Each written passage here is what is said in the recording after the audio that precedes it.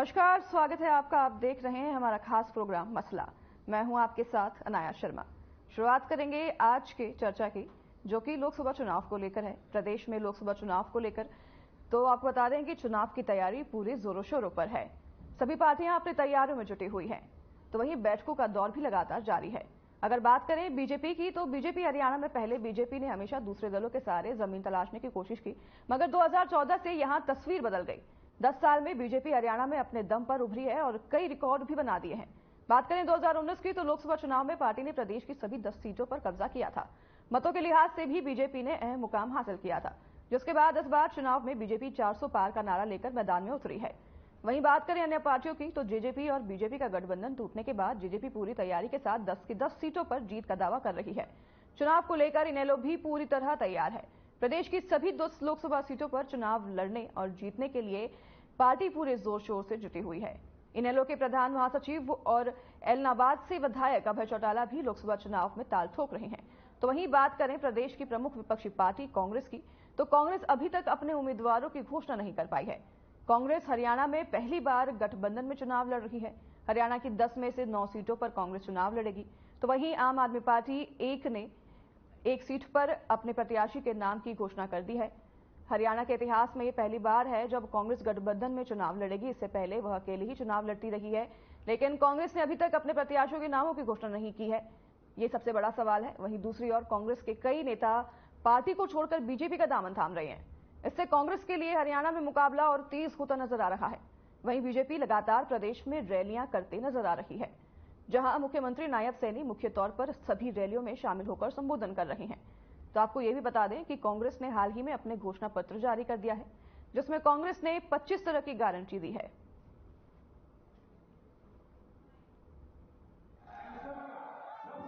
देखिए, कांग्रेस का ना तो चरित्र है उनके नेताओं का, किस प्रकार की वो भाषा बोलते हैं। हमारी बहनें, हमारी माताएं, ये हमारी संस्कृति है, जो हमारे संस्कारों को देने का काम हमारी माताएं, हमारी बहनें करती हैं। ये सोच उन लोगों की हो सकती है जिस प्रकार की सोच उन्होंने व्यक्त की है, और इसका जो महिलाएं हैं वो डट करके इसका विरोध करती हैं, और इनको आने वाले समय के अंदर इस बात का सबक भी मिलेगा कि किस प्रकार से वो महिलाओं को अपमानित करते हैं। सुबह से शाम वेल्थ क्रिएटर्स को गाली, उन नीतियों को गाली, निजीकरण, उदारीकरण, वैश्वीकरण, जो पूरी दुनिया मानती है कि जो डॉक्टर मनमोहन सिंह जी और पीवी नरसिम्हा राव जी की सरकार ने किया, उन नीतियों को गाली। कोई बिजनेस करे उसको गाली, कोई विनिवेश में पार्टिसिपेट करे उसको गाली, एयर इंडिया कोई कंपनी खरीदे तो वो गलत। तो मुझे लगता है कि कहीं ना कहीं जो नीतियां हैं और जो इश्यूज हैं, उसको कांग्रेस पार्टी टैकल करने में कहीं ना कहीं बड़े गैप उसके अंदर आ रहे हैं। और मैंने अपनी चिट्ठी में भी यही लिखा, और मैंने प्रमुख कारण यह बताया कि मेरे में इतनी ताकत नहीं है कि मैं सुबह से शाम बैठकर वेल्थ क्रिएटर्स को गाली देता फिरूं। मैं नहीं दे सकता। मेरे में इतनी ताकत नहीं है कि जब सनातन धर्म के ऊपर सवाल उठाए और मैं चुपचाप बैठ जाऊं, मेरे से नहीं होगा। कांग्रेस पार्टी के नेताओं ने, कांग्रेस पार्टी के जो अलायंस पार्टनर्स हैं, उन्होंने सनातन धर्म के ऊपर बड़े बड़े प्रश्न उठाए। क्यों उसका जवाब नहीं दिया गया? डॉक्टर पवन सैनी जी पहुंचे हैं, उनका हार्दिक स्वागत, हार्दिक अभिनंदन। कृपया वही लोग खड़े रहें। और चुनाव की तैयारियां जोरों पर हैं। सभी पार्टियां अपना दमखम लगा रही हैं। बीजेपी ने अपने 10 की 10 सीटों पर प्रत्याशियों के नामों की घोषणा कर दी है, और बीजेपी की रैलियां हर गांव में, हर जिले में देखी जा रही है, जहां पर स्वयं मुख्यमंत्री नायब सिंह सैनी पहुंचकर लोगों से संबोधन कर रहे हैं। ऐसी अनेकों रैलियों में मुख्यमंत्री स्वयं पहुंच रहे हैं और लोगों से वोट की अपील कर रहे हैं। वहीं अगर बात करें दूसरी ओर प्रमुख विपक्षी पार्टी प्रदेश की कांग्रेस पार्टी, जो कि 9 सीटों पर इस बार चुनाव लड़ रही है, तो वहीं इंडिया गठबंधन के तहत 1 सीट आम आदमी पार्टी को दी गई है। हालांकि आम आदमी पार्टी ने अपना प्रत्याशी घोषित कर दिया है, लेकिन अभी तक कांग्रेस ने अपने 9 सीटों पर प्रत्याशियों के नामों की घोषणा नहीं की है और इसी का इंतजार सभी कर रहे हैं कि कांग्रेस कब अपने नामों की घोषणा करेगी।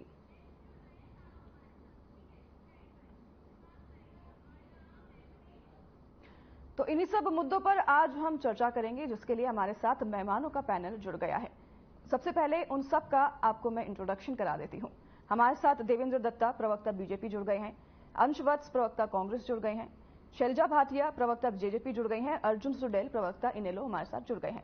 आप सभी का बहुत स्वागत है हमारे इस खास प्रोग्राम पर। और सबसे पहले आपके पास अंश वत्स जी मैं आऊंगी और आप ही से मैं ये सवाल लेना चाहती हूं, जो मैंने अभी जिक्र भी किया कि अभी तक प्रत्याशियों की नामों की घोषणा क्यों नहीं हो पाई है। हालांकि कयास लगाए जा रहे थे कि आज जो है घोषणा हो सकती है, अब तक लेकिन घोषणा नहीं हुई है। और दूसरे आपको बता दें कि फेस का जो है अभी नामांकन भी हो गया है, लेकिन अभी तक कांग्रेस के नामों की घोषणा नहीं हुई है। सर, किस बात की देरी है? दूसरी तरफ अगर बात करें बीजेपी की, तो बीजेपी तो पूरे दमखम के साथ चुनावी मैदान में उतर चुकी है। रैलियों की बात करें, जिस भी चीज की बात करें, मुख्यमंत्री स्वयं जाकर वोटों की अपील कर रहे हैं। कांग्रेस के लिए बड़ी मुसीबत खड़ी होती दिखाई नहीं दे रही है अगर इतना देर लग रहा है उम्मीदवारों की घोषणा करने में। और वहीं दूसरे जो हैं बड़े दिग्गज नेता आपकी पार्टी छोड़ रहे हैं। सर, क्या कारण है और अभी तक क्यों नहीं चुनाव की लेकर अभी तक एक्टिव क्यों नहीं नजर आ रही है कांग्रेस? देखिए, मैं ऐसा मानता हूं कि कांग्रेस पार्टी पूरी तरीके से चुनाव में एक्टिव है। आज हमारा ये जो न्याय पत्र है, ये आज हमारा जारी किया था हमारे माननीय कांग्रेस अध्यक्ष मल्लिकार्जुन खड़गे जी ने, पूर्व कांग्रेस अध्यक्ष सोनिया गांधी जी और राहुल गांधी जी ने। तो इस न्याय पत्र में हमने तमाम जो राहुल गांधी जी ने 10,000 किलोमीटर जो यात्रा की है और तमाम लोगों से जो मुलाकात की, उसके बाद ये लोगों ने, इस देश की जनता ने ये न्याय पत्र बनाया है, ना कि भाजपा की पार्टी की तरह जो कि मोटानी के जो गारंटी है उसके आधार पर उनका जो बना हो घोषणा पत्र, उनकी तरह नहीं है संकल्प पत्र, हमारा न्याय पत्र। तो हम तो पूरे चुनावी मैदान में, हम कहाँ चुनावी मैदान में नहीं है। इंडिया अलायंस के भी रामलीला मैदान में एक भव्य रैली हुई थी। उससे पहले जब भारत जोड़ो यात्रा का समापन था तो उस टाइम पे मुंबई में एक विशाल रैली हुई थी। उससे पहले भी पटना में विशाल रैली हुई थी इंडिया अलायंस की। तो इंडिया अलायंस तो पूरा मैदान में, इंडिया अलायंस हरियाणा की बात कर रहे हैं सर, हरियाणा की बात कर रहे हैं। हरियाणा में प्रत्याशियों के नामों की घोषणा करने में इतना देरी क्यों हो रहा है सर? आज हमारी सीईसी की बैठक हुई है, तो आप रुकिए, जल्दी प्रत्याशियों की सूची भी जारी हो जाएगी। आज तो बैठक ही हुई है। अभी बैठक होने के बाद थोड़ा क्या है कि उस पूरा प्रक्रिया एक होती है, उस प्रक्रिया के तहत ही सूची जारी की जाती है। बैठक के सीधा तुरंत बाद प्रत्याशियों की सूची जारी नहीं होती है। तो आज बैठक हुई है, प्रथम बैठक हुई है, तो उसके बाद जो भी एक प्रोसेस है, उस प्रोसेस के तहत ही प्रत्याशियों का जो है नाम सूची के तहत आ पाएगा। जैसे हमारा जो है पूरे एक लोकतांत्रिक तरीके से हमने तमाम एक प्रत्याशियों को वो मौका दिया है कि जो भी आज जनता की आवाज बनना चाहते हैं वो आ सकते हैं। तो उसके लिए हमने सबसे पहले सभी लोगों को कहा कि आप लोग फॉर्म भरिए। उसके बाद स्क्रीनिंग कमेटी की बैठक हुई, स्क्रीनिंग कमेटी की बैठक के बाद सीईसी की बैठक हुई और उसके बाद सूची जारी हुई। तो हमने एक लोकतांत्रिक प्रक्रिया के तहत किया। तो उस लोकतांत्रिक प्रक्रिया में जब हम जाते हैं तो उसमें थोड़ा समय लगता है, इस वजह से। ठीक है, और रही आपकी बात, ये तो आपका जो दूसरा सवाल था, मैं दूसरे सवाल का जवाब देना चाहूंगा। आप ब्रजेंद्र सिंह जी का नाम ले लीजिए, आप राहुल कासवान जी का नाम ले लीजिए, हमारे तो पूर्व, आपने जैसे गौरव वल्लभ जी का आपने बाइट सुनाई, वो 4 साल में 2 बार विधानसभा का चुनाव लड़ चुके। एक बार वो झारखंड से लड़े और एक बार राजस्थान से लड़े। तो वो 4 साल में 2 बार तो चुनाव लड़ चुके विधानसभा का, और उसके वो हार गए थे। ठीक है, तो हमारे तो जो में या तो नहीं, हार गए थे का मतलब नहीं है, हार गए थे का मतलब उनका बयान मैंने बाइट सुनाया, सभी दर्शकों से भी सुना है, पर उनका कारण क्या है पार्टी छोड़ने का? वो कारण उन्होंने बताया है कि किस कारण की वजह से उन्होंने पार्टी छोड़ी है। सर, ये देखिए, आप ईडी सीबीआई का ब्लेम लगाते हैं, बीजेपी ईडी सीबीआई भेजती है, बीजेपी सबको डराती धमकाती है और सबको डरा धमका के अपने पार्टी में शामिल करती है, पर अब इन पर आप क्या आरोप लगाएंगे? नहीं, देखिए, ईडी सीबीआई ये तो चलो भाजपा के फ्रंटल्स बन चुके हैं, इसमें तो कोई शक की बात नहीं है। ठीक है, लेकिन कुछ लोग होते हैं अब 2 बार आप चुनाव लड़ लिए, अब उसके बाद भी आप और पार्टी से चाहते हो कि भैया मेरे को ये भी चुनाव लड़ना है, मुझे वो भी चुनाव लड़ना है। कई लोग टिकट की वजह से चले जाते हैं, कई लोग मंत्री पद की वजह से चले जाते सर, हैं। मैंने एक आंकड़ा निकाला है, चुनाव होने से पहले कांग्रेस से अभी तक 34 नेता जो हैं वो बीजेपी में शामिल हो चुके हैं। 34 नेता। मैं आपको नाम गिनाता रहा हूं। आप ब्रिजेंद्र सिंह ले लीजिए, आप दानिश अली ले लीजिए, आप पप्पू यादव जी का नाम ले लीजिए, आप राहुल कासवा जी का नाम ले लीजिए। झारखंड से जो भाजपा के पूर्व में स्पीकर रहे हैं उनका आप नाम, स्पीकर नहीं, जो वहां पे व्हिप जारी करते हैं उनका आप नाम ले लीजिए। कितने सारे मैं आपको नाम बता देता हूं। हमारे कांग्रेस में तो सिटिंग एमपी हमारे शामिल हुए। ब्रिजेंद्र सिंह जी तो सिटिंग एमपी है, राहुल कासवा जी तो सिटिंग एमपी हैं। जो मैं तो ये तो सर हम जानते हैं कि शामिल हुए हैं, क्यों शामिल हुए हैं इसका जवाब आपसे मांग रहे हैं। इस पर क्या आरोप लगाएंगे आप इन पर? अब मुझे बताइए, अब आप कह रहे हैं कि ये नेता ठीक नहीं है, कभी आप कह रहे हैं कि ईडी सीबीआई का जोर लगा रहे हैं बीजेपी। अरे आप बताइए ना सर, कांग्रेस पार्टी में क्या कोई कमी नहीं है जिस वजह से नेता जो है बाकी बीजेपी में जाकर शामिल हो रहे हैं? देखिए, या तो मैंने आपको ये चीज का बता दिया। देखो, या तो कोई मंत्री पद होता है, कोई जैसे आप जो ज्योतिरादित्य सिंधिया जी हैं कि भैया मुझे पहले आप मुख्यमंत्री बनाइए तभी मैं पार्टी में रहूंगा। आपको पार्टी ने इतना आपको मौका दिया, आपको वो नहीं चाहिए लेकिन मेरे को मुख्यमंत्री बनाइए, तो उसके बाद तो भाजपा में जाके वो केंद्रीय मंत्री बन जाते हैं। आप यहाँ पे हेमंत विश्व शर्मा जी का नाम ले लीजिए। आप तमाम ऐसे नेताओं को आप या तो उन्हें भाजपा में जाके आपको कोई उन्हें मंत्री पद दीजिए, या तो आपको लोकसभा का टिकट दीजिए। राज्यसभा का टिकट नहीं मिला तो भी चले जाते हैं कि मुझे अपने राज्यसभा नहीं भेजा, इस वजह से मैं पार्टी से छोड़ रहा हूं। तो जो ये स्वाभिमानी है, जनता तो की मतलब कांग्रेस में नीतियों की कमी है, कांग्रेस में नीतियों की कमी है, कांग्रेस अपने नेताओं को संभाल नहीं पा रही है, इस वजह से जो है नेता जा रहे हैं बीजेपी में शामिल हो रहे हैं। आप ये कारण बता रहे हैं, बहुत आसान तरीका है। हमारे पास ये संकल्प पत्र नहीं होता। अगर नीतियों की कमी होती तो हमारे पास ये न्याय पत्र आज हमारे पास। तो आपके नेता संभाले नहीं जा रहे हैं, इसलिए आप बता रहे हैं कि वो कोई अगर नेता है तो नेता तो भाजपा की भी तो छोड़ के जा रहे। मैं तो आपको नाम बता तो रहा हूँ, भाजपा के मैंने कितने नाम आपको बता दिए। नेता तो भाजपा की भी छोड़ के जा रहे कितने सारे। सर मैं अभी आपके नेता, ठीक है नहीं, ठीक है, एक सेकंड आपको एक और चीज बता दो। आप देखिए इनके कई सिटिंग केंद्रीय मंत्री और प्रवक्ताओं के पास दिया हो भारतीय जातियों की टिकट।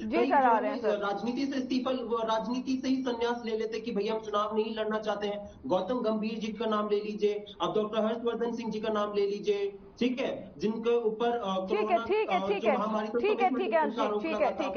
ठीक है, आपके पास आऊंगी, फिर से लौटूंगी। देवेंद्र दत्ता जी, प्रवक्ता बीजेपी हमारे साथ जुड़े हुए हैं, आपके पास आऊंगी। कई आरोप आप पर लग रहे हैं कि आपके भी नेता जो हैं छोड़ रहे हैं और ईडी सीबीआई का जोर लगाकर जो है बीजेपी कभी नेताओं को अपने अंडर ले रही है, अपने पार्टी में शामिल कर रही है, डरा धमकाकर अपने पार्टी में शामिल कर रही है। ये सब आरोप आप पे लगाए जा रहे हैं कांग्रेस के द्वारा।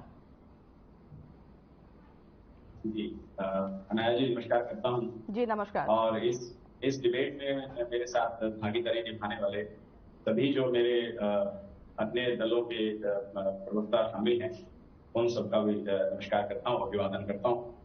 मैं बड़ी संक्षिप्त में बात करूंगा।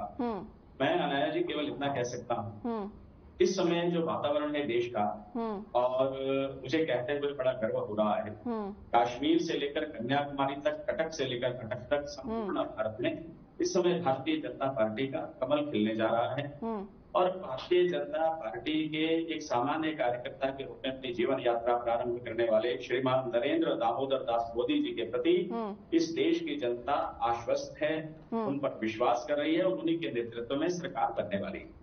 रही बात, एक बात केवल कह करके कांग्रेस की, जो कांग्रेस के मेरे प्रवक्ता मित्र मेरे साथ बैठे हुए हैं, इस प्रकार की बात करें, इस समय वास्तविकता ये है कि ना इनके पास नेतृत्व है, ना इनकी नीयत है, ना इनके पास प्रत्याशी है, ना इनके पास धुरी है, और ना ही इनके पास कोई धरातल है। कांग्रेस पूरी तरह से इस देश के अंदर अपना विश्वास खो चुकी है।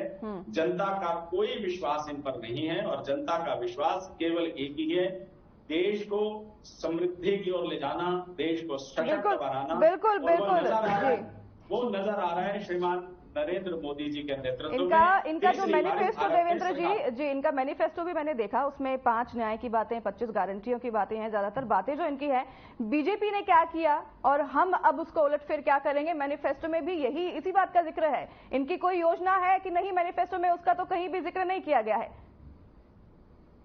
योजना अनाया जी ये तब बनाएंगे या तब उसको धरातल पर ये सिर्फ उतारेंगे बीजेपी की योजना को ही उलटफेर करेंगे, मैं उसी की वही कह रहा गारंटी हूं जी। कि हमारे मोदी जी ने एक नारा दिया कि मोदी की गारंटी, उसी शब्द को लेकर के, उस पंक्ति को लेकर के इन्होंने अपना मैनिफेस्टो तैयार कर लिया। वही शब्द हैं, उनकी नकल ये लोग मारते हैं। इनके पास वास्तव में ना शब्द है, ना इनके पास कोई विजन है, ना देश। अरे ये देश को तब ले जाएंगे ना अगर सरकार बनेगी तो। देश के मालिकों ने, देश के मतदाताओं ने, देश की जनता ने ये तय कर लिया है कि तीसरी बार भारतीय जनता पार्टी की सरकार और एनडीए गठबंधन की सरकार देश में बनने वाली। ठीक है, लेकिन सर आप भी जो कह रहे हैं 10 की 10 सीटें हम इस बार जीतेंगे हरियाणा में, इसका कोई तो तथ्य होगा। किस धारा पर आप कह रहे हैं कि इस बार 10 की 10 सीटें हम जीतेंगे? आपकी गठबंधन भी इस बार टूट गई है।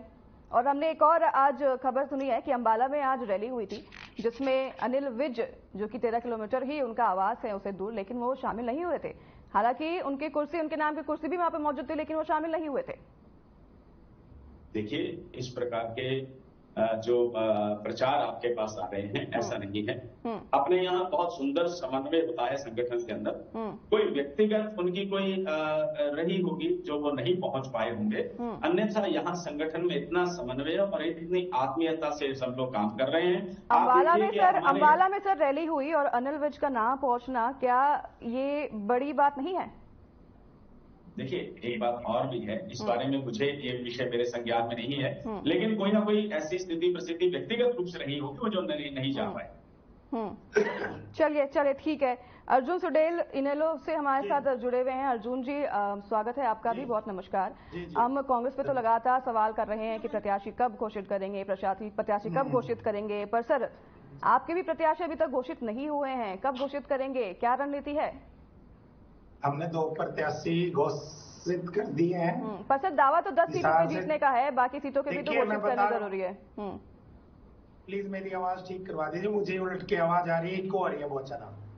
ठीक है सर, आपकी आवाज हमें क्लियर आ रही है, आप बोलते रहिए, हम आपकी आवाज ठीक कराते हैं जी। देखिए, इंडियन नेशनल लोकदल दल की अगर हम बात करें, हमने 2 प्रत्याशी हिसार और कुरुक्षेत्र से चौधरी अभय सिंह चौटाला जी हमने काफी टाइम पहले घोषणा कर दी है, और अगले 8 भी उम्मीदवार हम जल्द कार्यकर्ताओं से और जो जनता कहेगी उन उम्मीदवारों को उतारने का काम करेंगे। अब मैं भारतीय जनता पार्टी की अगर बात करूं, नारा लगा रहे हैं 400 पार का, कैंडिडेट है उधार के। अब तक जितने भी कैंडिडेट हैं वो उधार के हैं, कोई कांग्रेस से, कोई किसी पार्टी से, दूसरी पार्टी से। अगर मैं बात करूं कांग्रेस, भारतीय जनता पार्टी की शुरू से की बात करूं, चाहे वो जींद उपचुनाव रहा है, वहां पर मिड्डा जी उधार के कैंडिडेट थे। आदमपुर रहा है, वहां पर कुलदीप बिश्नोई जी उधार के कैंडिडेट थे। और उसके बाद अगर इलाहाबाद उपचुनाव की बात करें, वहां पर गोपाल कांडा जी उधार के कैंडिडेट थे। तो अपने उम्मीदवार भारतीय जनता पार्टी पर नहीं है। क्यों नहीं है? क्योंकि जो उम्मीदवार पहले जो जीत कर आए थे उन पर भरोसा नहीं है। जनता उनको आज बाहर का रास्ता दिखाने का काम कर रही है। आज मैं कई सारी वीडियो देख रहा था जहां पर अशोक तंवर जी का भारी विरोध था, और इनके जो गठबंधन के साथी रहे दुष्यंत चौटाला जी, जिनको इन्होंने सर कम से कम उन्होंने अपने प्रत्याशी तो घोषित कर दिए हैं। सर कम से कम उन्होंने अपने प्रत्याशी घोषित कर दिए हैं, रैलियां शुरू हो गई हैं, प्रत्याशी जाकर जनसंबोधन कर रहे हैं, लोगों से मिल रहे हैं। आपके प्रत्याशी घोषित कब होंगे, कब वो तैयारी करेंगे, कब उतरेंगे मैदान में? लोगों से मिल रहे हैं, लोग धक्के भी तो मार रहे हैं, लोग विरोध भी तो कर रहे हैं गाँव में। आपने देखा नहीं होगा कि प्रोग्रामों में कितना विरोध आ रहा है? जी हमने बिल्कुल देखा है। चाहे वो रंजीत चौटाला हो, चाहे वो दुष्यंत चौटाला की गाड़ी वापस कर दी, आज मैं वीडियो देख रहा था। दूसरी बात, इंडियन नेशनल लोकदल की बात मैं कर रहा हूँ। इंडियन नेशनल लोकदल पार्टी अपने सिंबल पर चुनाव लड़ती है, ना कि उधार के अपने कैंडिडेट पर। चाहे वो नगर परिषद का चुनाव रहा हो, चाहे वो जिला परिषद का चुनाव रहा, नगर परिषद का चुनाव रहा, हमने अपने सिंबल पर सभी सीटों पर चुनाव लड़ने का काम किया है। भारतीय जनता पार्टी ने 122 पर जिला परिषद के चुनाव सिंबल पर लड़े थे, उसमें से भी 22 सीटों पर जीत पाई थी। कांग्रेस ने तो चुनाव ही नहीं लड़ा था किसी भी सिंबल पर। और मैं दावे के साथ कहता हूं, इंडियन नेशनल लोकदल पार्टी जल्द ही कार्यकर्ताओं की राय से अपने उम्मीदवार उतार देगी। ठीक। और जल्द के जल्द, और इंडियन नेशनल लोकदल की बात करें तो चौधरी अभय सिंह चौटाला सुनैना हमने उतार दिया और लगातार हम फील्ड में रहते हैं, ये नहीं कि लोगों की तरह घर में बैठ जाते हैं। और रही मैं विपक्ष की अगर बात करूं कांग्रेस की, कांग्रेस 30 विधायक होते हुए भी विपक्ष की भूमिका में है, लेकिन कभी भी विपक्ष की भूमिका नहीं निभाते। विपक्ष की भूमिका अगर निभाने का काम करते हैं तो चौधरी ओम प्रकाश चौटाला जी एक अकेले विधायक होते हुए भी, चाहे वो विधानसभा की बात करें, सारा देश देखता है, सारा प्रदेश देखता है, चाहे वो विधानसभा की बाहर की बात करें, लोगों के जो मुद्दे हैं, लोगों की जो समस्याएं हैं, वो उठाने का काम करते हैं। ठीक है, जनता के साथ, ठीक है, ठीक है, ठीक है, बात नहीं है। ठीक है अंश जी, आपका ठीक है। अंश जी से मैं आपका सवाल का जवाब बिल्कुल लूंगी कि वो विपक्ष का मुद्दा क्यों नहीं उठा रही हैं आपसे। ठीक है, आपकी आवाज ठीक करवाते हैं। मैं पैनल से रिक्वेस्ट करूंगी कि आपकी आवाज जो है ठीक कर दे। ठीक है, आपके पास शैलजा भाटिया जी आऊंगी मैं, प्रवक्ता आप जीजीपी से हमारे साथ जुड़े, आपका बहुत बहुत स्वागत है। आप मुझे इस सवाल का जवाब दीजिए कि आपके जो है दुष्यंत चौटाला, वो एक तरफ तो कह रहे हैं कि हम 10 की 10 सीटें जीतेंगे और वो विपक्ष पर लगातार जमकर बरस रहे हैं कि इस बार बीजेपी नहीं आएगी, इस बार जनता जो है रीजनल पार्टी को ही वोट करेगी। दूसरी तरफ आपके प्रदेश उपाध्यक्ष हैं देवेंद्र कदियाल, जिन्होंने बयान दिया है कि हमें कांग्रेस अगर 2 सीट दे दे तो हम 10 की 10 सीटें जो है कांग्रेस को जिता कर देंगे। हाँ जी, नमस्कार आन्या जी, सबको दर्शकों को बहुत बहुत नमस्कार। मैं जहां तक इलेक्शन की बात है, मैं भाजपा की तरह या कांग्रेस की तरह कोई भविष्यवाणी तो यहाँ कर नहीं सकती, क्योंकि मेरे को लगता है कि भविष्य तो केवल एक ही इंसान जानता है, वो ऊपर वाला। तो यहाँ बैठ के मैं ये नहीं कह सकती हम ये जीतेंगे या इतनी सीट पार करेंगे। यहाँ पर इतना जरूर हम दावा करते हैं कि 10 की 10 सीटों पे हम लड़ेंगे। और जहां तक लोगों में इलेक्शन की बात है, हम एक विजन के साथ चल रहे हैं, और जहां तक हमारा विजन है, वो विजन जो है हमारा भविष्य। दुष्यंत जी तो लगातार दावा कर रहे हैं कि हम 10 की 10 सीटें इस बार हम जीतेंगे। जी, 10 सीटों पे हम लड़ेंगे और अपना वोट शेयर, हमारा टारगेट है, हम उसको बढ़ाते रहेंगे 10 की 10 सीटों पर। मैं वही कह रही हूँ, यहाँ पे हम भविष्यवाणी नहीं कर रहे हैं कि ये होगा, पर हमारा दावा है कि हम अच्छी एक फाइट देंगे और हमारी पूरी कोशिश रहेगी कि हम 10 की 10 सीट पे, ज्यादा से ज्यादा सीट पे हम विजय होके निकले। जहां तक हमारी तैयारी का सवाल है, मैं इतना कहना चाहूंगी कि हमारी 10 की 10 सीट पे पूरी तैयारी है। हम ऑलरेडी रैली कर चुके हैं, most of the Lok Sabha seat से हमारी 7 रैलीज हो चुकी हैं, बाकी 3 जो पेंडिंग है वो भी हो जाएंगी। और जो हमारे उम्मीदवार हैं उनको भी हम जल्द से जल्द आने वाले 3 से 4 दिन में नवरात्रि के टाइम पर हम 10 के 10 जो है हम जो हमारे कैंडिडेट्स हैं उनको भी हम डिक्लेयर कर देंगे। जहां तक हमारी स्थिति मैं बताऊंगी आपको कि जो कांग्रेस ने जो अपना घोषणा पत्र अभी निकाला है, मैंने भी आज उसको घोषणा पत्र को अच्छी तरह देखा, तो उन्होंने हर वर्ग की बात की है, पर मैं यहाँ सिर्फ इतनी चीज कहना चाहूंगी, जो घोषणा पत्र इन्होंने निकाला है जहाँ पे महिलाओं की बात करते हैं, आपके बड़े बड़े नेता हैं, आपके बड़े बड़े प्रवक्ता हैं, वो जिस तरीके से टिप्पणी दे रहे हैं महिलाओं पर, क्या आपको लगता है कि वो इस तरीके से मैनिफेस्टो पे जो इतनी बड़ी बातें कर रहे हैं, वो जिस तरह टिप्पणी दे रहे हैं, तो कहीं भी उसकी कोई मेल खाती हुई चीज दिखाई दे रही है? तो जहां तक मुझे तो जेजेपी का सवाल है, इसका कुछ भी अपना खुद का लग ही नहीं रहा है। मैंने मैनिफेस्टो जब भी पढ़ा तो वही सब बातें हैं कि जो बीजेपी ने क्या किया है उसको हम रिवर्स करेंगे। मुझे तो मैनिफेस्टो पढ़ के बस यही दिख रहा है। चलिए, आपको मैं अभी मैं आपको रोकना चाहूंगी और एक छोटे से ब्रेक का वक्त तो चला है, आप सबके पास फिर से लौटूंगी, तो फिलहाल लेंगे एक छोटा सा ब्रेक, फिर हाजिर होंगे आपके पास इस ब्रेक के बाद।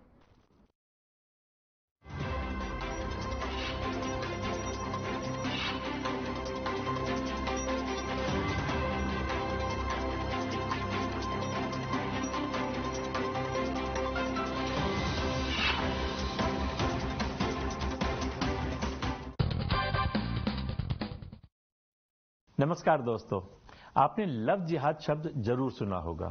अभी हाल ही में आफ्ताब अमीन नाम के लड़के ने श्रद्धा नाम की लड़की की निर्मम हत्या की। आरी से उसके 35 टुकड़े करके फ्रिज में रखा और फिर 2 महीने तक एक एक करके महरौली के जंगल में फेंक दिया ताकि जानवर उसे खा लें। ऐसी वैशी हरकत के लिए उसे ये संस्कार और प्रेरणा कहां से मिली होगी कहने की जरूरत नहीं है। इस तरह की कोई पहली घटना नहीं है।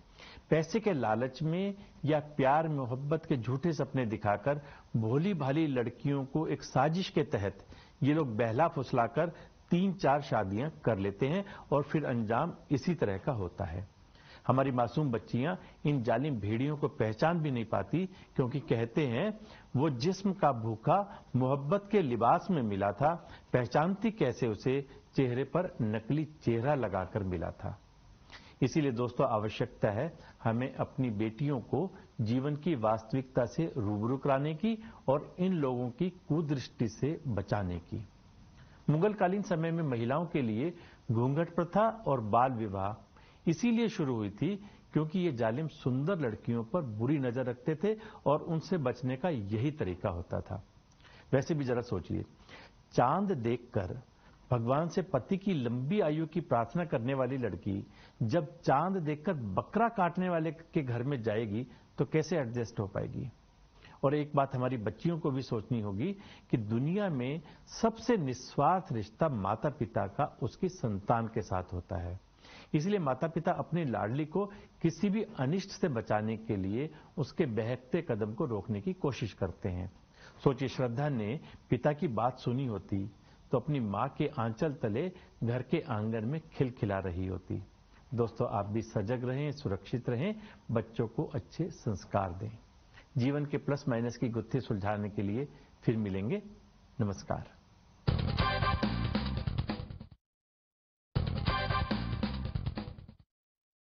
नमस्कार दोस्तों, अभी हाल ही में उत्तर प्रदेश के मेरठ में 400 गरीब हिंदुओं को पैसे और खाने का लालच देकर ईसाई बना दिया गया। गरीबी का फायदा उठाकर धर्मांतरण कराने का यह सिलसिला हमारे देश में सालों से चल रहा है। खासकर कोरोना महामारी के दौरान इसमें काफी तेजी देखी गई। देश के अलग अलग हिस्सों से धर्मांतरण की कई बड़ी खबरें आई। बड़ी बात यह है कि महज कुछ पैसे का लालच देकर हमारे हिंदू भाइयों को ईसाई बनाने का ये इंटरनेशनल खेल चल रहा है।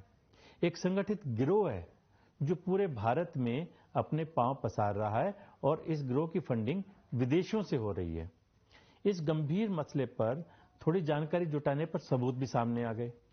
असम के तेजपुर से जर्मनी से चर्च के पादरी को भेजे गए प्रशंसा पत्र से पता चला कि कोरोना महामारी के बीच लाखों रुपए जर्मनी से भारत भेजे गए, जिसका इस्तेमाल सिर्फ हिंदुओं को ईसाई बनाने में किया गया।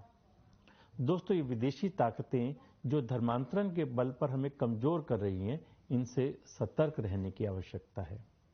इन मिशनरियों का असली चेहरा बेनकाब करते हुए नोबेल पुरस्कार, जो शांति पुरस्कार दिया जाता है, डसमंड टूटू ने कहा था, जब मिशनरी अफ्रीका आए तो इनके पास बाइबल थी और हमारे पास धरती।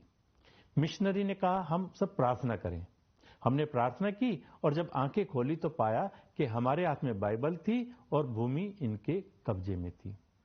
दोस्तों, हमने सैकड़ों साल की गुलामी झेली है, इसलिए फिर कोई ऐसी गलती ना दोहराएं। सच्चाई तो यह है कि धर्मांतरण होना वास्तव में राष्ट्रांतरण है, यानी राष्ट्र का विभाजन होना है। हल्के में लेने की गलती ना करें, आसपास नजर रखें। धर्मांतरण गिरोह दीमक की तरह देश को खोखला करने की कोशिश में लगा है। आपको बता दें, धार्मिक कार्यक्रमों और जलसों में भी विदेशी पर्यटक के भेष में सनातन के शत्रु मौजूद होते हैं, जो चंद रुपयों का लालच देकर हमारे धर्म और धरती दोनों को कमजोर करने की साजिश में लगे रहते हैं। उपनिषद का कथन है, धर्मो रक्षति रक्षतः, यानी यदि हम धर्म की रक्षा करेंगे तो धर्म हमारी रक्षा करेगा। तो दोस्तों, धर्म रक्षा की प्रतिज्ञा लेकर राष्ट्र रक्षा को समर्पित हो जाएं। जिंदगी के प्लस माइनस की गुत्थी को सुलझाने के लिए फिर मिलेंगे। नमस्कार।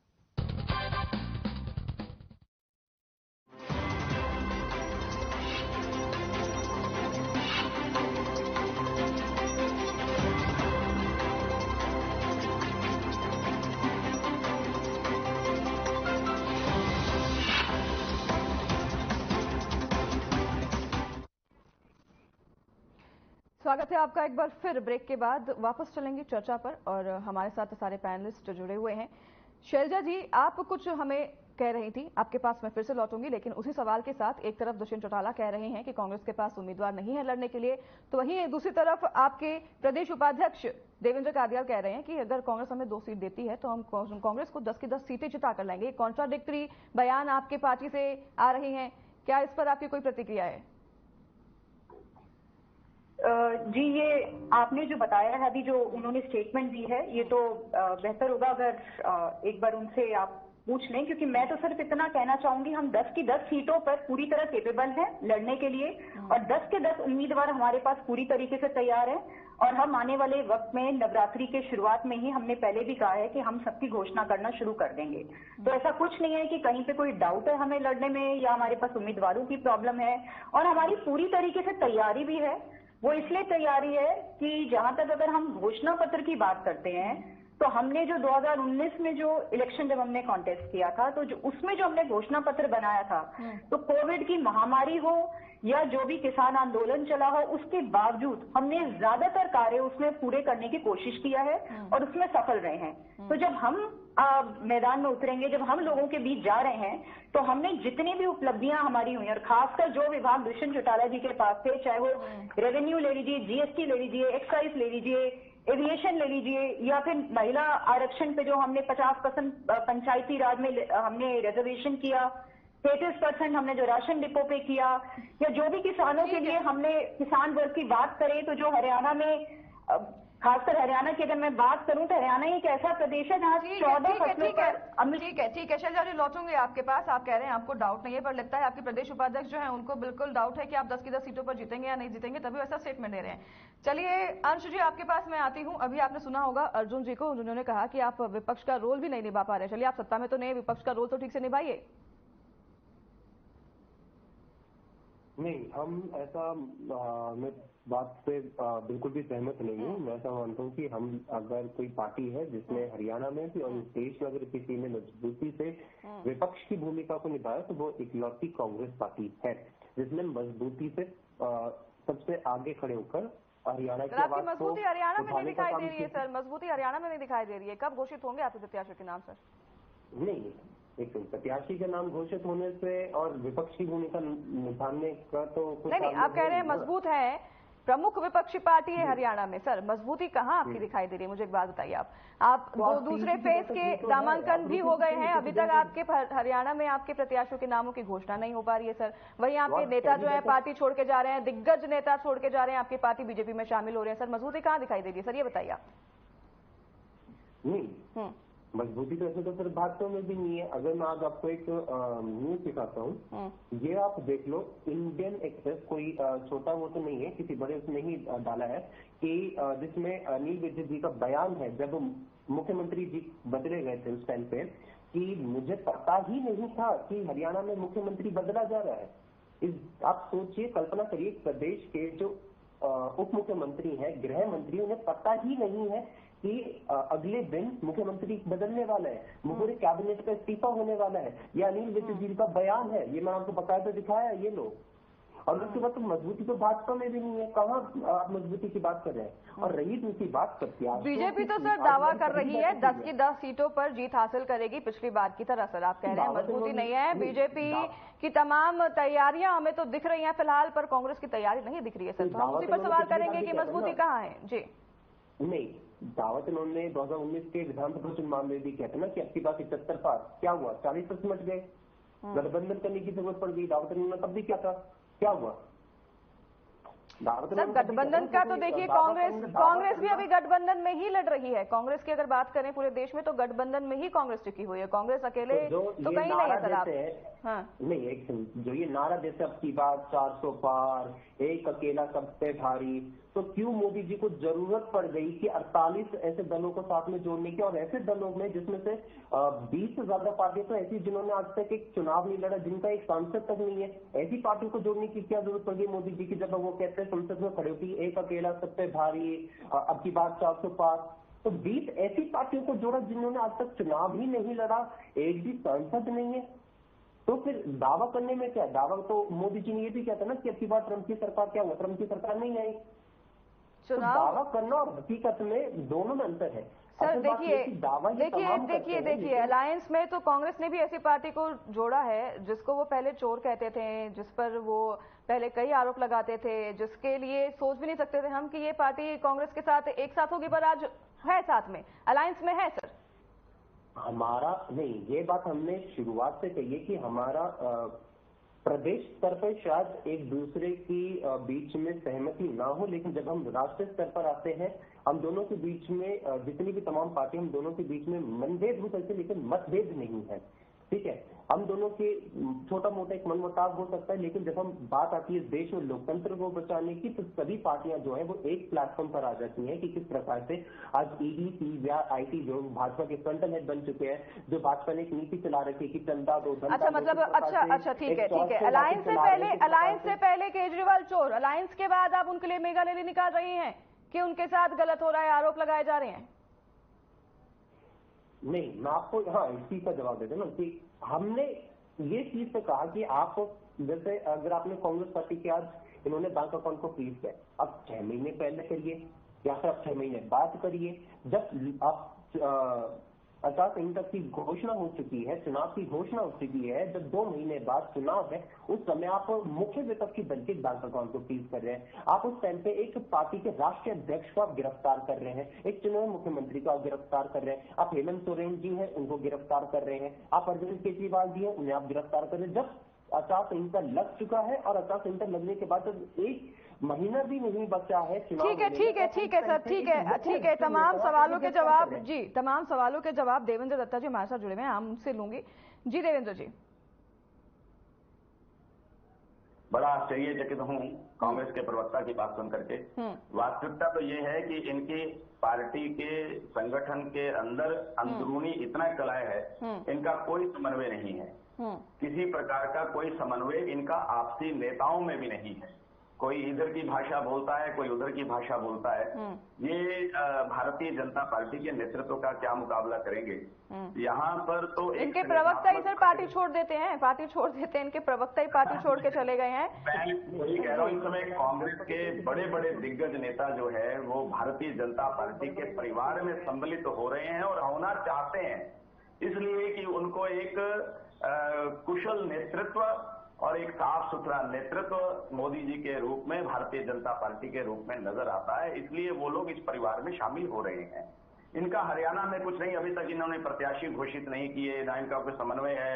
मैनिफेस्टो बनाते हैं तो बीजेपी के उस पे मोदी की गारंटी और उसको लेकर के ये जोड़ तोड़ करते हैं। वास्तविकता ये है कि धरातल नहीं है, दूरी नहीं है, नेतृत्व नहीं है और लोगों का विश्वास नहीं है। ये लोग हर तरह से विफल हो चुके हैं, इनका आपसी समन्वय नहीं है। ये चुनावी समर में जाकर के क्या भारतीय जनता पार्टी के कार्यकर्ता का मुकाबला करेंगे? हमारा तो इनके मैनिफेस्टो में एक और चीज है सर, जम्मू कश्मीर को पूर्ण राज्य का दर्जा जो है बहाल किया जाएगा, और ये कह रहे हैं कि जो जनता चाहती है हमारे मैनिफेस्टो में वही हमने इंक्लूड किया है। जनता चाहती है जम्मू कश्मीर को जो राज्य दर्जा दिया जाए उसे बहाल किया जाए। मुझे एक बात बताइए, जम्मू कश्मीर के अंदर जो इतने कांग्रेस के समय में आजादी के बाद जो देश के अंदर इतना बड़ा कलंक 370 धारा और 35A लगा हुआ था, उसको अगर समाप्त करने का काम भारतीय जनता पार्टी के कार्यकर्ता श्रीमान नरेंद्र मोदी जी ने जो संकल्प लेकर के उसको निभा करके दिखाया है, देश की जनता उसको देख रही है। आज 370 धारा और 35A के उस कानून के अंतर्गत अगर ये मेरे कांग्रेस प्रवक्ता पढ़ करके देखेंगे तो इनको पता लगेगा कि वहां पर क्या दशा थी। वहां पर दशा नहीं थी, वहां दुर्दशा थी। 370 धारा हटी है, लोगों का विश्वास बना है, जम्मू कश्मीर के लोग आज अग्रणी पंक्ति पर आगे बढ़ रहे हैं। लोग पुनः उस कश्मीर को, जिसको दूसरा स्वर्ग कहते थे, उसको निहारने के लिए, उसको देखने के लिए वहां पर्यटक जाने वाले हैं, जाने लग गए हैं। तो देश के अंदर जो वातावरण बना है वो राममय वातावरण हो गया है। इसलिए इनको भी पता है और इनके नेतृत्व को भी पता है कि 2024 में कुछ इनको हासिल होने वाला है नहीं। और मैं तो ये कहता हूं कि अब कांग्रेस का कुछ नहीं है, अपितु विपक्ष भी इस तरह से बिखरने वाला है। पूरे का पूरा कोई दल हो, कोई दल हो, कुछ नहीं है। अब ये भारतीय जनता पार्टी और उसके निष्ठावान कार्यकर्ताओं की सरकार रहने वाली है, ये सरकार अब जाने वाली नहीं है। चलिए ठीक है, ये तो बात हुई अभी कांग्रेस के आरोपों की, पर लेकिन दुष्यंत चौटाला भी आरोप लगा रहे हैं। आरोप क्या लगा रहे हैं? वो तो दावा कर रहे हैं कि इस बार रीजनल पार्टी को ही जनता वोट करेगी। एक बार कभी आपके साथ वो गठबंधन में हुआ करते थे, पर आप कह रहे हैं कि जो बीजेपी दावा कर रही है 400 पार, वो 200 पर भी नहीं आएगी इस बार। देखिए, मैं एक बात अक्सर कहा करता हूं कि हाथ अंगन को आरती क्या और पढ़े लिखे को फारसी क्या। आपके सामने प्रत्यक्षता को प्रमाण की आवश्यकता नहीं है अनाया जी। अभी हरियाणा के अंदर 25 मई को चुनाव है और चुनाव जब होंगे उस दिन ही आपको पता लगेगा। आप ही अपने टीवी चैनल पर ये सब लोगों को बताएंगे कि देश और प्रदेश किस तरह से जीत की ओर अग्रसर है। प्रदेश की 10 की 10 सीटें आने वाली हैं। चौटाला जी, दुष्यंत जी या इनेलो के लोग या कांग्रेस के लोग आज वो क्या कह रहे हैं, मुझे उस द्वंद में नहीं पड़ना। मुझे केवल अपनी पार्टी का पक्ष रखते हुए ये कहना है कि देश का विश्वास भारतीय जनता पार्टी के कमल के फूल को खिलाने के प्रति बिल्कुल निश्चित हो चुका है और उसका प्रमाण जो है वो 25 मई के बाद 4 जून को जब रिजल्ट आएंगे तो आपके सामने होगा। ठीक है अर्जुन जी, आपके पास आऊंगी। मैं बहुत देर से आपके पास नहीं लौटी हूं। अर्जुन जी, ये तो तमाम पार्टी अपने अपने मुद्दों को लेकर बात कर रही हैं और बीजेपी जो हमारे साथ जुड़े हुए हैं उन्होंने तो कह दिया देवेंद्र जी ने कि इस बार तो हम जीत ही रहे हैं, इसके जो रिजल्ट है 4 जून का आपको पता ही चल जाएंगे। तो आप मुझे बताइए, इनेलो किन मुद्दों को लेकर इस बार उतर रही है मैदान में? देखिए, मैं अगर बात करूं, जिस तरह से भारतीय जनता पार्टी के प्रवक्ता दावा कर रहे थे, ये दावे तो पिछली बार भी हुए थे। हरियाणा प्रदेश में पिछली बार आप देखिए 75 पार का नारा जो भारतीय जनता पार्टी देती थी वो कहां पर आ गए थे। 75 पार का नारा देने वाले ऐसे नारों से कुछ नहीं होता। अब की बार 400 पार या एक तरफा। अगर मैं बात करूं, पिछली बार 75 पार का नारा दे रहे थे, नहीं दे रहे थे भारतीय जनता पार्टी के, कहां पर आके रुकी? 40 पर।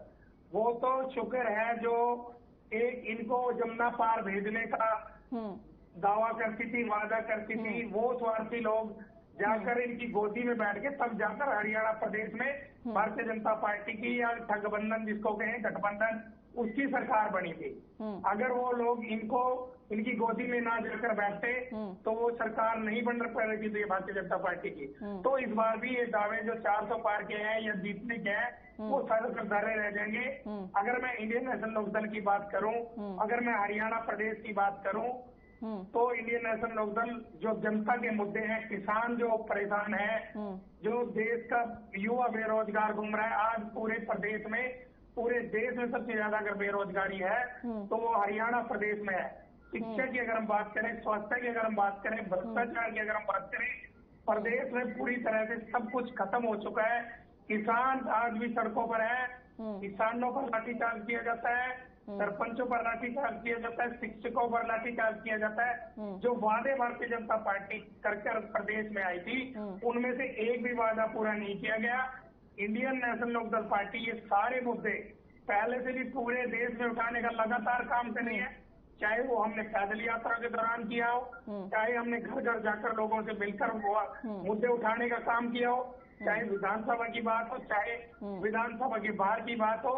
और अगर किसान की बात करें तो पूरे प्रदेश में, पूरे देश में एक विधायक होते हुए भी जब किसान आंदोलन चल रहा था, जब कांग्रेस अपने घर पर बैठी थी, कोरोना काल की अगर मैं बात करूं, कोरोना काल में पूरा देश का व्यक्ति अपने घर में बैठा था। विधायक अभय सिंह चौटाला जी थे जो जब किसान की गेहूं नहीं बिक रही थी तो मंडियों में जाकर गेहूं बिकवाने का काम किया। और जब देश का किसान का देश दिल्ली के बॉर्डर पर बैठा था और उसमें सभी देखिए सुनिए, उसके बाद सिर्फ और सिर्फ एक विधायक होते हुए पूरे देश में इस्तीफा देने का काम किया था, तो वो चौधरी अभय सिंह चौटाला जी थे। आज पूरे प्रदेश का किसान, पूरे प्रदेश का युवा, पूरे प्रदेश का वर्ग अभय सिंह चौटाला जी के साथ है। और अगर मैं कांग्रेस की बात करूं, आम आदमी पार्टी के साथ गठबंधन करके कुरुक्षेत्र से प्रत्याशी उतारने का काम किया, दिल्ली से प्रदेश प्रत्याशी लाने का काम किया। जब किसान आंदोलन चल रहा था तब सुशील गुप्ता जी कहाँ थे? जब किसान शहीद हो रहे थे तो ये लोग कहाँ थे? जब किसान पंजाब में अपना हक मांगता है सवाई हल्का, तो आम आदमी पार्टी कहती है हम एक बूंद पानी नहीं देंगे। ऐसे लोगों के साथ गठबंधन करने का काम कर रहे थे। आज उन लोगों को और प्रत्याशी बनाने का काम किया जो हरियाणा के हकों को मारने का काम कर रहे हैं। हरियाणा प्रदेश के हक से पानी को छीना जा रहा है। तो मैं कहना चाहूंगा कि सिर्फ और सिर्फ अभय सिंह चौटाला जी ऐसे नेता है। इंडियन नेशनल लोकदल पार्टी लोगों के मुद्दों को, जनता के मुद्दों को, और आज प्रदेश की जनता पूरी भारतीय जनता पार्टी और चाहे कांग्रेस की 10 साल का राज देखा है, उनको अच्छी तरह समझ चुकी है। इंडियन नेशनल लोकदल पार्टी के साथ है। इंडियन नेशनल लोकदल पार्टी अच्छी जीत के मार्जिन के साथ ये लोकसभा चुनाव जीतेगी और आने वाले समय में विधानसभा के चुनाव भी जीतने का काम। ठीक है सर, वो तो आने वाला समय ही बताएगा। अंश जी, आप कुछ कहना चाह रहे थे? सबसे पहले तो जो उन्होंने कहा, एक झूठ उन्होंने बोला कि अगर कोरोना काल के समय पे हम लोग घर पे बैठे हुए थे, ठीक है। ये मैं आपको दिखा देता हूँ, इसमें साफ है, ये न्यूज़पेपर का एक आर्टिकल दिया, इसमें स्पष्ट दिख रहा है कि दीपेंद्र हुड्डा जी और उनकी जो टीम थी उसने निरंतर, उन्होंने पूरी टीम ने और दीपेंद्र हुड्डा जी ने निरंतर। अर्जुन जी लौटूंगी आपके पास, लौटूंगी, आपकी आवाज हमारे तक नहीं पहुंच पाएगी। अध्यक्ष अर्जुन जी आपके पास लौटूंगी, आपको समय दिया जाएगा, आपको समय दिया जाएगा। न्यूज पेपर तक कीमत दी, चाहे हुड्डा जी थे, चाहे भूपेंद्र हुड्डा जी थे, और अखबारों की सुर्खियों के अलावा। नहीं देखिए, एक एक करके बात करेंगे। अर्जुन जी आपको पूरा समय दिया गया, अब आपके पास वापस लौटूंगी तब आप बिल्कुल बोलिएगा, आपको फिर से समय दिया जाएगा। जी अंश जी, तो दीपेंद्र हुड्डा जी ने हरियाणा में, और अगर मैं बात करूं हमारा भारतीय युवा कांग्रेस जो है उसके जो हमारे राष्ट्रीय अध्यक्ष वी श्रीनिवास जी, उन्होंने किस प्रकार से अपने पूरे यूथ कांग्रेस की टीम के साथ किस प्रकार से घर घर जाके ऑक्सीजन बांटने का काम किया था, इस वजह से उनको ऑक्सीजन मैन ऑफ इंडिया भी कहा जाता है। तो किस प्रकार से कांग्रेस पार्टी ने कोरोना काल में सभी लोगों के लिए काम किया। हमें जब मणिपुर में हिंसा हुई थी, तो मणिपुर के रिफ्यूजीज दिल्ली में आए थे, तो उनको भी एक बार भी दिल्ली बॉर्डर पर जाकर किसानों का हाल नहीं जाना, जाके हमने रिफ्यूजी कैंप्स में मेडिकल एड देने की बात हो या फिर उनको फूड सप्लाई करने की बात हो, सभी प्रकार की चीजें हमने अगर सप्लाई करने का काम किया, तो वो कांग्रेस पार्टी ने की। तो आपको कृपया झूठ मत बोलिए, ठीक है। और मैं एक और बात कह रहा हूँ, मैं जो अगर बीजेपी इतना ज्यादा धारा 370 की बात करती है ना, मैं एक चीज उनसे सवाल पूछना चाहता हूँ। आज इतने साल हो गए इनको वो धारा 370 हटाए हुए, अभी तक ये जम्मू कश्मीर में चुनाव क्यों नहीं करवा पा रहे हैं। और एक और चीज नहीं, बिल्कुल 370 धारा हटी है, चुनाव भी जल्द कराने की भी बात की गई है और जल्द होगी। आपने भी एक, पर लेकिन आप मुझे एक बात बताइए, आप कह रहे थे, ये सवाल तो मेरा आपसे ही बनता है कि अगर आप कह रहे हो कि जनता के जो भी मुद्दे हैं उन्हीं को मैनिफेस्टो में हमने इंक्लूड किया है, तो आप मुझे बात बताइए, जम्मू कश्मीर को पूर्ण राज्य का दर्जा जो है बहाल करना, ये जनता की मांगे हैं, ये जनता जी ये जनता की मांग है कि जम्मू कश्मीर को जो राज्य का दर्जा दिया गया है उसे बहाल किया जाए। ये गलत है, ये गलत है। जब उन सबकी बारी आती है तो आप उनसे सवाल नहीं पूछते, आप उनको आपने जिक्र किया बात का, तो मैं आपको काउंटर कर रही हूँ। आपने आपको पूरा बोलने का मौका देते हैं, बिल्कुल आपको मौका दिया जा रहा है, बिल्कुल दिया जा रहा है, आप मुझे बोलने को दीजिए, बोलिए। हमने जो हमारा घोषणा पत्र है, आपने भी एक बात कही है कि हमने कोई नई योजना नहीं लेकर आए हैं और हम सिर्फ उलटफेर कर रहे हैं भाजपा की सभी योजना को। ऐसा नहीं है, मैं ऐसा मानता हूँ। हमने राजस्थान में जो हमारी चिरंजीवी योजना थी, जिसमें हमने 25 लाख का लोगों को स्वास्थ्य बीमा देने की हमने जो बात करी थी राजस्थान में, उसको हमने राष्ट्रव्यापी तौर पर हमने उसको अपनाने का काम किया है। तो ये हमारी ही योजना थी जिसको हम आगे लेके जा रहे हैं, ठीक है। हमने कई ऐसे जो है महिलाओं को 1 लाख रुपया सालाना देने की बात है, वो हमारी योजना है। हमने कई ऐसी नई नई गारंटी लेकर आए हैं। ऐसा नहीं है कि हमने उनकी जो हमें ऐसी योजना इनकी लग रही है जो गलत है, जो कि लोकतंत्र का चीरहरण कर रही है, हम उन योजनाओं को हटाने का बात कर रहे हैं। अच्छा। जैसे इनकी जो एक ये बुलडोजर प्रथा एक इन्होंने चला दी है कि जो भी गरीब व्यक्ति है, जो भी इनके ऊपर सवाल उठाता है, उसी व्यक्ति के घर पे ये बुलडोजर चला देते हैं। ये बुलडोजर में ये पूछता हूँ कि क्यों नहीं चलता, जिस व्यक्ति ने IIT BHU को जो इनका बीजेपी का ही IT सेल का व्यक्ति था, उसके घर पे क्यों नहीं बुलडोजर चलाता। ये बुलडोजर सिर्फ गरीब के घर पे क्यों चलता है। ये बुलडोजर उस व्यक्ति के साथ क्यों नहीं चलता जिसने अंकिता भंडारी के साथ गलत किया था। ये बुलडोजर उन्नाव, कानपुर जैसे कांड में रेप के मामले के जो आरोपी उनके घर पे क्यों नहीं चलता है। क्यों भाजपा की पूरी सरकार जो पूरी IT सेल जो है वो चुप हो जाती है। आज ये खबर आई है कि NIA ने कर्नाटक में जो बॉम्ब ब्लास्ट हुआ था उसमें भाजपा का एक लीडर पकड़ा गया था, उसको अरेस्ट किया था। क्यों ये बुलडोजर हरियाणा के मुद्दों पर कोई नहीं बोलेगा, हरियाणा के मुद्दे के मैं बिल्कुल सुन रही हूँ अनुषी को। अनुषी तमाम मुद्दों पर बात कर रहे हैं, पर उनको समय दिया जा रहा है कि फिर वो ब्लेम ना लगा दे कि मुझे समय नहीं दिया गया।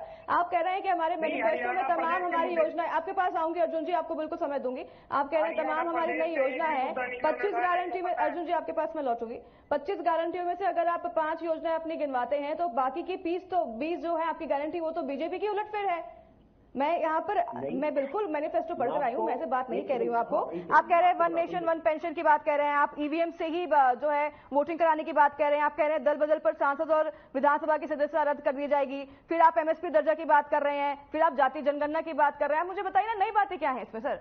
और आप ये मुद्दा पूरा जो पूरा है ठेके डाल रहे हैं जनता के। जनता चाहती है जाति जनगणना करवाना, जनता चाहती है जम्मू कश्मीर को जो है दर्जा जो है बहाल किया जाए। सब ये सब बातें आप जनता के ठीक ना डालिए कम से कम। नहीं, हाँ मैं आपको अब बताता हूँ। लद्दाख में एक, अगर आप जानेंगे, सोनम वांगचुक जी ने एक पूरा एक लद्दाख का सबसे बड़ा मुद्दा उठाया है, ठीक है, जहाँ पे लद्दाख के लोग अपने अधिकार के लिए लड़ रहे हैं। भाजपा के क्या संकल्प पत्र में लद्दाख के लिए कोई उसमें कोई घोषणा है किस प्रकार से लद्दाख के लोगों के लिए उनको उनका अधिकार मिलेगा? लद्दाख में जाके क्यों नहीं वो बात कर रहे हैं लद्दाख के लोगों के लिए? सर चलिए ठीक है, चलिए ठीक है सर, आप जी लौटूंगे आपके पास फिर से, आपको अभी समय दिया गया है पूरा। अर्जुन जी आप कुछ कह रहे थे जी, जल्द से जल्द कहिएगा। करूं डिबेट हरियाणा प्रदेश को लेकर, मुझे लग रहा हो रही है हरियाणा प्रदेश के प्रवक्ता बैठे हैं और जवाब नहीं ना सर, जवाब नहीं, प्रत्याशी क्यों घोषणा नहीं हो रही है, जवाब नहीं है सर, नेता क्यों छोड़ रहे हैं, जवाब नहीं है सर। जितनी बार उनसे जवाब मांगा जाता है वो बीजेपी पर और अन्य पार्टियों पर ब्लेम करना शुरू कर देते हैं। अनन्या जी मैं वही बता रहा हूँ कि अगर हरियाणा प्रदेश की ज्यादा बात की जाए तो ज्यादा बेहतर रहेगा। अगर मैं भारतीय जनता पार्टी की बात करूं, कुरुक्षेत्र से सांसद नवीन जिंदल जी, जिसको प्रधानमंत्री जी कोयला चोर बता रहे थे, उसको 35 मिनट पहले शामिल करके टिकट दे दी जाती है। तो कौन सी वॉशिंग मशीन थी जो 35 मिनट पहले नवीन जिंदल जी को लेकर आए और कोयला चोर को साफ करके मैदान में उतार दिया? अब वो बहुत अच्छे उम्मीदवार है। ठीक है, संक्षेप में बोलिएगा, फाइनल कमेंट दीजिएगा अर्जुन जी, हमारे पास समय की पाबंदी है, बाकी सबसे भी मुझे फाइनल कमेंट लेने हैं। कोयला चोर के बारे में पूछ लीजिएगा कि वो आज साफ है और लोग मुख्यमंत्री जी उनके लिए वोट मांग रहे हैं, प्रधानमंत्री जी शायद उनके लिए वोट मांगने आए। ठीक है देवेंद्र जी आपके पास फाइनल कमेंट जल्द से जल्द। जी अनाया जी, मैं केवल संक्षिप्त में एक बात कह करके अपनी बात को विराम करता हूँ। मैं इनेलो वाले बंधु की भी बात सुन रहा हूँ, वो भी 10 की 10 सीटों के लिए दावा कर रहे हैं। तो मैं कहा करता हूँ कि स्वप्न के ऊपर कोई पाबंदी नहीं है और ना मैं अंकुश लगा सकता हूँ। स्वप्न देखना इनका मौलिक अधिकार है, ये देखें कि ये 10 सीटें जीतेंगे, ये तो समय बताएगा कि कौन जीत रहा है। भारतीय जनता पार्टी का कमल 10 की 10 सीटों पर हरियाणा प्रदेश के अंदर खिल रहा है और पूरे देश भर में भारतीय जनता पार्टी का कमल खिल रहा है और नरेंद्र मोदी जी के नेतृत्व में सरकार बन रही है। क्योंकि एक बात कह करके बात को विराम दूंगा कि भारत के अंदर स्वच्छ राजनीति, स्पष्ट राजनीति और पारदर्शिता की राजनीति का युग प्रारंभ हो चुका है और लोग उस युग के अंदर गोता लगाते हुए अपनी जीवन यात्रा को सुलभ बनाते हुए उसमें आगे यात्रा निभाना चाहते हैं। इसलिए नरेंद्र मोदी जी के ऊपर लोगों का विश्वास है और कमल के फूल पर लोग मोहर लगाने वाले। बिल्कुल, लोगों का तो है ही, विपक्षी दलों के नेताओं का भी विश्वास नरेंद्र मोदी जी में जो है बढ़ता जा रहा है। चलिए शैलजा जी आपके पास आऊंगी, फाइनल कमेंट हमें जल्द से जल्द दीजिएगा।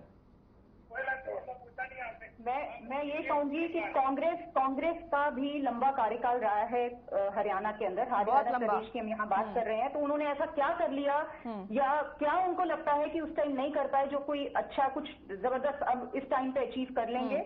वो अपनी पूरी तरीके से क्रेडिबिलिटी खो चुके हैं और लोगों का उन पर से पूरी तरह विश्वास उठ चुका है, ये बात है। जहां तक इन लोगों का है, उनका भी वजूद जो बचा कुछ है, मुझे लगता है इस टाइम पे खत्म हो जाएगा।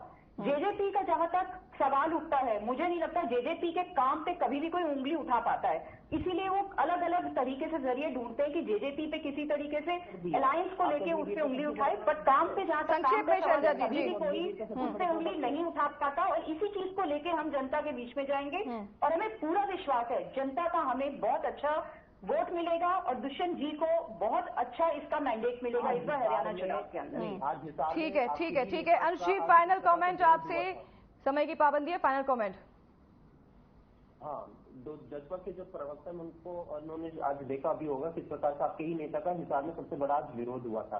भाजपा का जगह जगह जाकर आज विरोध हो रहा है। तमाम भ्रष्टाचारी जो है आज इनकी पार्टी में सर कम से कम उतरे सर, कहीं सुनिए मेरी बात, कहीं आप उतरे तो हैं? आप जी बोलिए। आप उनके बीच में उनको नहीं टोकते सर, सबको टोक। आज हमारे जो राष्ट्रीय अध्यक्ष है खड़गे जी, उन्होंने एक बात कही थी कि जिन भी लोगों पर मोदी जी भ्रष्टाचार के आरोप लगाते हैं सारे तो आज भाजपा में शामिल है। आज ले लीजिए प्रफुल्ल पटेल का नाम ले लीजिए, प्रफुल्ल पटेल को आपने क्लीन चिट दे दी, आपने जैसी उनको अपने साथ गठबंधन का सहयोग। चलिए ठीक है सर, आरोप प्रत्यारोप तो लगते रहेंगे, मुझे बता दीजिए कि प्रत्याशियों के नामों की घोषणा कब कर रहे हैं? जो है वो जल्द जारी हो जाएगी। आज हमारी प्रथम बैठक हुई है और मुझे आशा है कि जल्द जारी हो जाएगी। आज बैठक होने के बाद जो भी नतीजा रहेगा जैसे भी है वो जल्द जारी हो जाएगी। एक प्रक्रिया है, प्रक्रिया के तहत ही सूची जारी हो सकती है। छठे फेज में सर चुनाव है, दूसरे फेज के नामांकन हो गए हैं, उससे पहले तो हो जाएगी ना सर? नहीं जी, जरूर हो जाएगी। आप चिंता क्यों कर रहे हैं? आप इस चीज पर चिंता करिए ना कि क्यों आज हरियाणा के लोगों को आज रोजगार नहीं मिला कि और किस प्रकार से ठीक है सर, फाइनल कमेंट सर। ठीक है, समय की पाबंदी है जी संक्षेप में। हाँ, आपको चिंता इस चीज पे करना चाहिए किस प्रकार से आज भाजपा जो है वो लोकतंत्र का चीरहरण कर रही है। मुख्य विपक्षी पार्टी देखिए, चिंता करने का काम तो सभी नेताओं का है। आपको इस चीज पर आज चिंता करनी चाहिए, ना कि इस पार्टी। ठीक है अंश जी, बहुत धन्यवाद आपका। चिंता करने का काम तो आप सभी लोगों का है, आप सभी तमाम पार्टियों के नेताओं का है। हमारा तो काम है सवाल उठाना और उसका जवाब आप सभी से लेना। तो फिलहाल आज आप इस चर्चा में हमारे साथ बस इतना ही, और आप सबको बहुत बहुत धन्यवाद हमारे साथ ऐसे तमाम मुद्दों पर चर्चा करने के लिए। तो फिलहाल मसला में यहीं करेंगे विराम। नमस्कार।